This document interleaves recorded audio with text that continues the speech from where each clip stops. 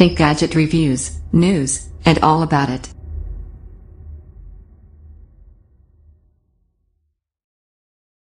LG G5 Review 1. If anyone can walk into a phone store and pick up a fantastic handset at random, then how is one device meant to stand out above the fray? Sure, you can make a better phone than last year's model with the best screen, the most powerful processor and the longest battery life, but that's all a bit boring. Isn't it? Splashing out on a second-hand Porsche never cured male pattern baldness, and jazzing up a camera sensor won't fundamentally change how a smartphone looks or works. That's why LG's G5 has undergone a full-on metaphorical hair transplant. Compared to its chief rival, Samsung's Galaxy S7, the G5 is pretty much identical on first impressions. Both devices can make calls, send texts and indulge your narcissism via the magic of social media. Dig a little deeper, and you'll find the two devices are radically different. That's because LG's new flagship phone is modular, allowing you to swap out its parts for improved ones, such as a bigger battery, physical camera controls and Bang & Olufsen audio tech. 2. C9T G4. While you can quibble with the G5's design, its 5.3-inch screen is downright pristine. Not radically new, but still just as good as the Galaxy S7's. That's partly because the two phones share a 1440 by 2560 pixels resolution and feature almost the same panels as their predecessors. In the case of the G5, that means the IPS LCD screen from 2015's LG G4. Wondering why both LG and Samsung are basically treading water with their smartphone screen tech? It's so you don't end up owning a phone that conks out at half-past lunchtime.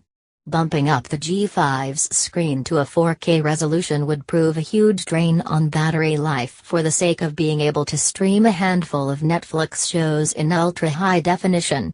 Plus, it's not as though you can spot any of the 554 pixels per inch the G5 gives you in the first place. Marvel's Daredevil looks suitably vicious on this screen, with flecks of rain and fire leaping out at you from Hell's Kitchen, while footage from Barcelona's Champions League taunting of Arsenal was equally brutal. 3. An always-on turn-off. What's more frustrating about this phone is its always-on display, which snatches defeat from the jaws of victory in a thoroughly face-palming manner. You see, the benefit of an always-on display is meant to be that you can always see the time and a series of notifications on your phone, even when it's locked. As someone who doesn't wear a watch and tends to leave their phone lying on an office desk for most of the day, this is a slight but genuinely helpful feature. It means I no longer need to squint at my laptop screen to find out if I'm late again for yet another meeting. And unlike on the Galaxy S7, the G5's always-on tech shows notifications for loads of apps. 4. Wide-angle wizardry. Whether you're trying to squeeze your jostling family into a group photo or just want to capture as much scenery as possible in a holiday snap, there are plenty of times when the G5's dual camera can come in handy. That makes a welcome change from the camera innovations we've seen in many smartphones over the year, where effort was expended on a gimmick you'd use once and never again. We're looking at you, HTC M8 refocus feature. If there's a trade-off to the G5's pictorial trickery, it's that sweeping daytime shots have been prioritized over low-light imagery.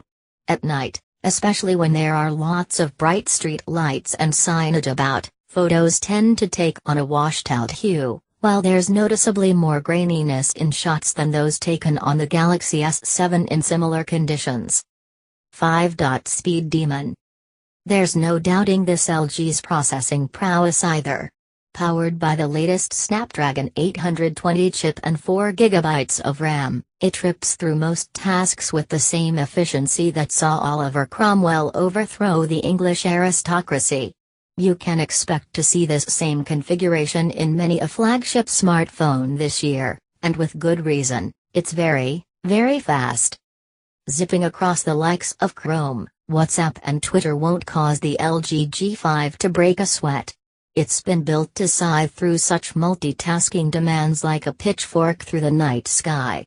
Even when you really try and test it with a graphically intense game such as Asphalt 8, this phone won't relent with a drop in frame rate.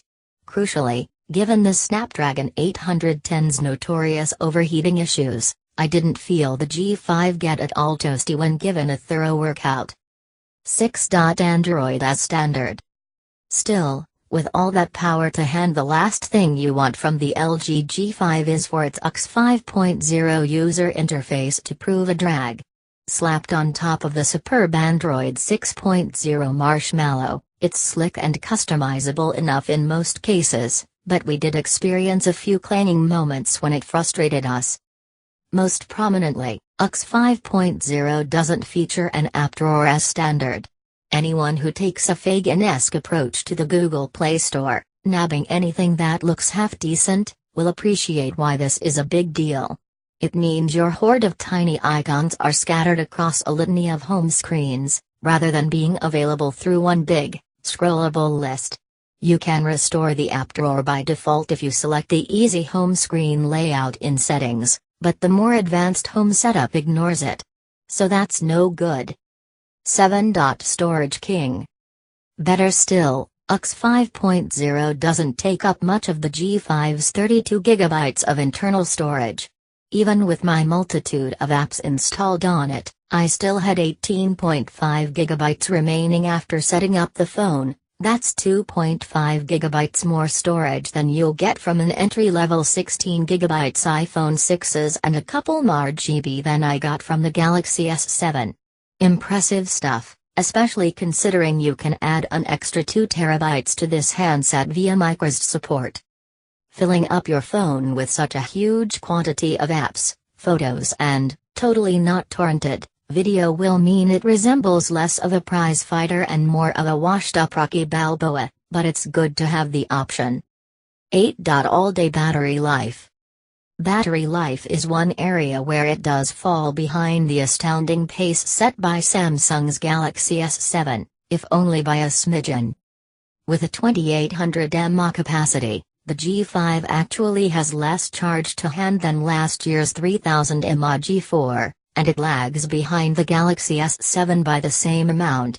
Not that it should prove much of a problem in reality. In our time with it so far, we comfortably managed to get a long day's worth of usage from the phone before feeling compelled to recharge it. That meant grabbing it on our way to the office at 9 a.m., testing its video, gaming and camera capabilities, and then heading on to a gig, savages, since you ask, before getting home at midnight. Few phones can withstand that kind of duress, so credit to LG's handset for showing the necessary resolve. If you do get caught short, then bear in mind that the G5 supports fast charging via its USB-C port and can fully restore itself in just over an hour, with 50% charge in half that time. 9. The modules, LG Cam Plus. But what about the G5's ingenious new camera friend with an added 1100 mAh battery? I hear you cry. Know-it-alls.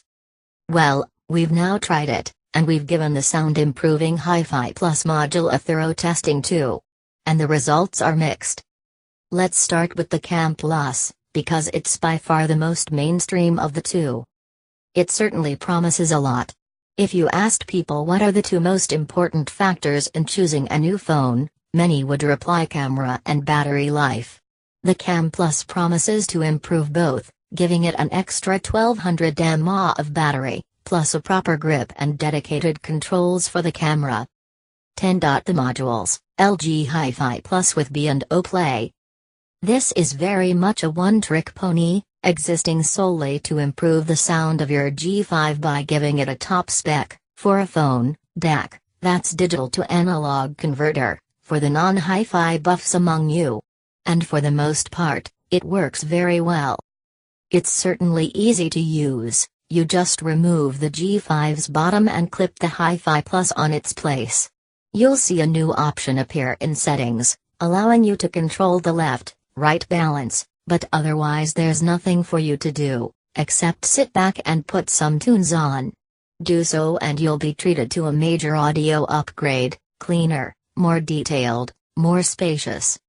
The Hi-Fi Plus can also be used as a standalone DAC when hooked up to your laptop or another device, but it's here that we encountered our only real gripe with it. While it did have a minor positive effect on sound quality, a bug meant that we could only listen to music at high or low volumes,